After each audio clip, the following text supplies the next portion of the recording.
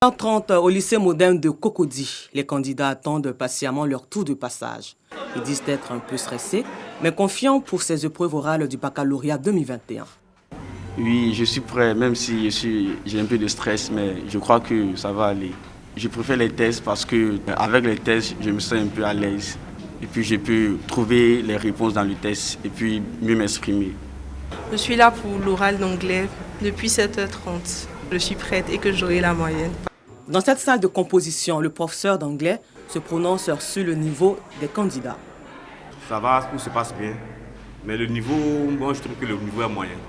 Je dis, c'est la moyenne, hein, en fait, au moins 5 personnes déjà, bon, ils peuvent s'exprimer, mais voilà, c'est pas au-delà de la moyenne en fait. Pour Sita Soro, professeur d'espagnol, les enfants réagissent plutôt bien. C'est vrai qu'il y a certains qui sont un peu stressés, mais la plupart réagissent. Le stress va passer avec le temps, ils réagissent bien. On essaie de les déstresser et commencer comme c'est la première journée de l'oral. Même son de cloche du côté du lycée moderne Amagou Victor de Makuri, le candidat Adsin dit avoir bien répondu aux questions. J'ai composé en français. J'ai très bien passé. Les profs étaient vraiment accueillants. Demain, je viens passer l'oral d'allemand. Et peut-être après-demain, je viendrai faire l'anglais. Le chef de centre rassure quant au bon déroulement des épreuves. Dans l'ensemble, tout se déroule bien.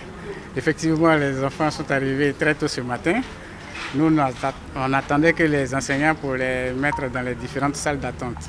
Et c'est comme ça qu'on les appelait un à un en fonction des différentes vacations. Les épreuves orales du baccalauréat 2021 portent sur le français, l'anglais, l'espagnol et l'allemand.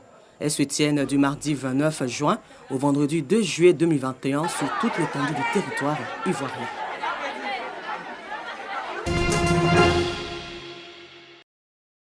Mobiliser l'engagement des acteurs locaux, partenaires techniques et financiers en vue de faire de l'égalité du genre une réalité en Côte d'Ivoire, c'est l'objectif du forum Génération Égalité. En marge de ce forum, les acteurs de cette coalition lancent la campagne Je m'engage Côte d'Ivoire. Il en ressort depuis 25 ans que nous n'avons pas réussi à atteindre cette égalité qui est prônée depuis plusieurs années. Et donc, il s'agit maintenant de passer à l'action et de permettre aux gens de s'engager de façon réelle et de prendre action pour que d'ici quelques années, en tout cas en 2030, nous souhaitons voir cette égalité devenir une réalité. Ce forum qui se tiendra du 30 juin au 2 juillet à Paris en France va dresser le bilan des progrès accomplis par l'élaboration d'un programme de mesures concrètes pour atteindre l'égalité entre les femmes et les hommes d'ici à 2030.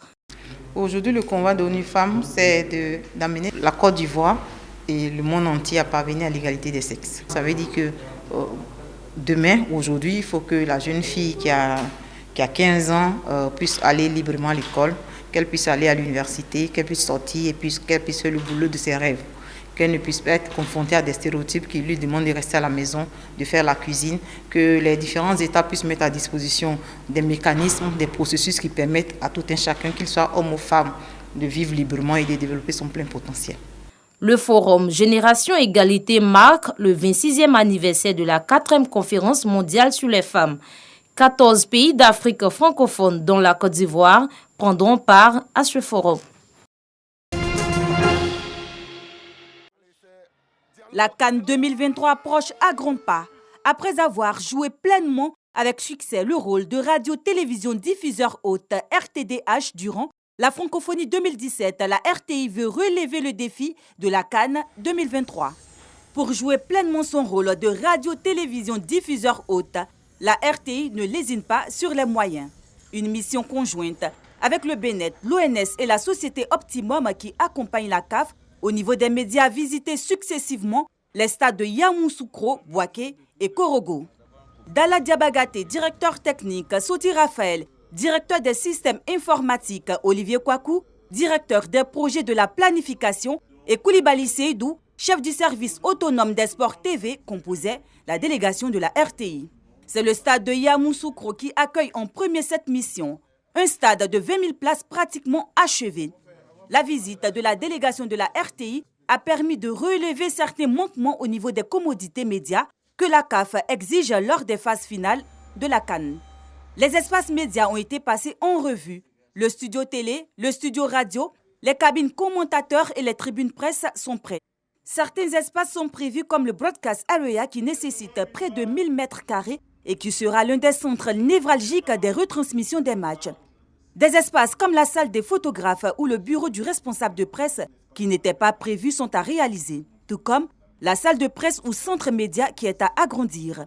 Plusieurs points ont été abordés avec les responsables du BNet et de l'ONS par les responsables techniques de la RTI et de l'entreprise Optimum. Après Yamoussoukro, le stade de Bouaké en phase de finition et celui de Korogo, qui a pris du retard, ont été visités. Et toutes les remarques concernant les médias ont été notifiées aux responsables de ces deux sites. Des commodités nécessaires et obligatoires pour que la CAF homologue ces stades et surtout permettre une meilleure retransmission des matchs. Après 70 ans de lutte contre le paludisme, la Chine est parvenue à éradiquer cette maladie transmise par un moustique selon l'Organisation mondiale de la santé. Le pays qui recensait 30 millions de cas par an dans les années 40 n'a pas signalé un seul cas indigène au cours des 4 dernières années. Les pays ayant enregistré 3 années consécutives sans transmission locale peuvent demander une certification auprès de l'OMS pour valider leur statut de nation sans paludisme. Ils doivent accompagner cette requête d'éléments de preuve très rigoureux et démontrer leur capacité à prévenir toute nouvelle transmission. Après 4 ans sans contamination locale, Pékin a demandé sa certification en 2020. Des experts se sont rendus sur place en mai pour vérifier l'absence de cas local et s'assurer du dispositif pour éviter une résurgence. La Chine est alors devenue le 40e territoire à obtenir cette validation de la part de l'OMS. Les derniers en date étaient le Salvador en 2021, l'Algérie et l'Argentine en 2019. La Chine est également le premier pays de la région du Pacifique occidental dans la nomenclature de l'OMS à recevoir cette certification en plus de 30 ans. Seuls 3 pays en bénéficiaient jusqu'à présent, l'Australie en 1981, Singapour en 1982 et Brunei en 1987. Cette validation résulte de nombreux efforts de la part de Pékin. Le pays a commencé dans les années 50 à identifier les endroits où le paludisme se propageait et à le combattre avec des traitements préventifs antipaludéens. Le pays a également éliminé les zones favorables à la reproduction des moustiques et a développé l'utilisation d'insecticides dans les logements.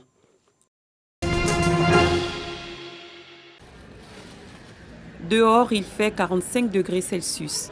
Submergés par une vague de chaleur, des habitants trouvent refuge dans un centre de rafraîchissement. De nouveaux records historiques de température plombent l'ouest du Canada et des États-Unis. Écoles et centres de vaccination contre le Covid-19 ont dû fermer. Je suis venu ici parce que j'ai un appartement, j'ai des ventilateurs et des glaçons et tout, mais ce n'était pas tout simplement suffisant pour garder tout au frais. Surtout la nuit parce qu'il faisait 32 degrés à minuit ou 26, c'était fou. Et je ne sais pas, votre cerveau a besoin d'être au frais la nuit pour se régénérer. Et je ne suis pas capable de me concentrer chez moi pour faire mes devoirs. Donc je vais passer les 30 prochaines minutes à me détendre. En prévision de la chaleur, l'équipe des services sociaux du comté a commencé la fin de la semaine dernière à contacter les personnes les plus vulnérables pour s'assurer qu'elles disposent des ressources dont elles ont besoin.